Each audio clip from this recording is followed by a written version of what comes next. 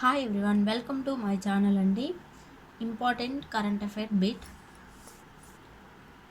ఇటీవల వార్తల్లో కనిపించిన మీర్ ఆలం ట్యాంక్ ఏ నగరంలో ఉన్న మంచినీటి సరస్సు?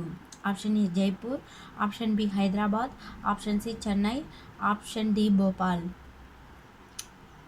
Answer is option B Hyderabad.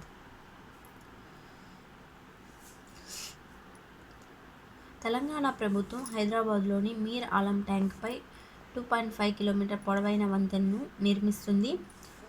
Mir Alam tank అనేది హైదరాబాద్లోని మూసీ నదికి దక్షిణ భాగంలో ఉన్న ఒక మంచినీటి సరస్సు. ఇది దాదాపు 260 ఎకరాల విస్తీర్ణంలో ఉంది.